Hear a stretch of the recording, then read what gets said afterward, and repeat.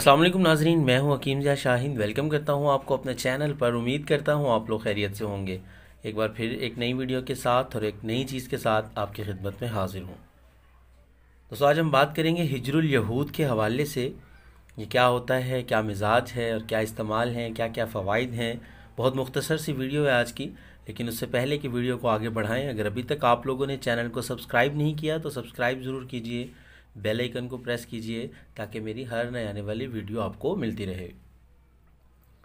सबसे पहले अगर बात करें इसके नाम की, तो अरबी और फ़ारसी में इसको हिजरुल यहूद कहा जाता है।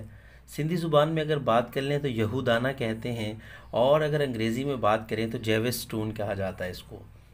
ये किस्म का पत्थर है, ये बलूती शक्ल का होता है। ये देख लीजिए आप, लंबा होता है और मतलब एक साइड इसकी गोल होती है और एक साइड थोड़ी सी लंबी होती है, और ये मतलब एक साइड नोकदार होती है। अब अगर बात करें इसके मिजाज की, तो गर्म खुश्क होता है इसका मिजाज। और अगर बात कर लें इसके फ़वाइद की, तो हिजरुल यहूद जो है ये गुर्दे की पथरी और मसाने की पथरी, इन दोनों के लिए इस्तेमाल किया जाता है। और इसका ज़्यादा इस्तेमाल, बल्कि इसको सिर्फ इस्तेमाल ही गुर्दे और मसाने की पथरी को तोड़ने के लिए किया जाता है। इसके अलावा इसको किसी मतलब मेडिसन में या किसी और सफ़ूफ़ में या माजूनात में इस्तेमाल नहीं किया जाता। इसको सिर्फ गुर्दे और मसाने की पथरी के लिए इस्तेमाल किया जाता है। इसको अकेला भी इस्तेमाल किया जा सकता है और मुख्तलिफ़ चीज़ों में डालकर भी इसको इस्तेमाल किया जाता है गुर्दा और मसाना की पथरी से।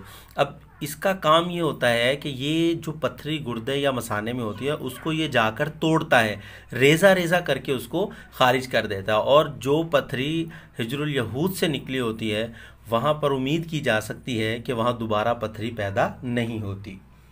अब अगर बात करें इसकी मिकदार ख़ुराक की, तो 1 ग्राम से आधा ग्राम तक इसकी मिकदार ख़ुराक है।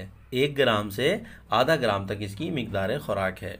उम्मीद करता हूँ आज की वीडियो भी आपको पसंद आई होगी। अगर वीडियो पसंद आए तो लाइक कीजिएगा, शेयर कीजिएगा, ताकि आपके साथ साथ दूसरों का भी फ़ायदा हो जाए। तो आज के लिए इतना ही था।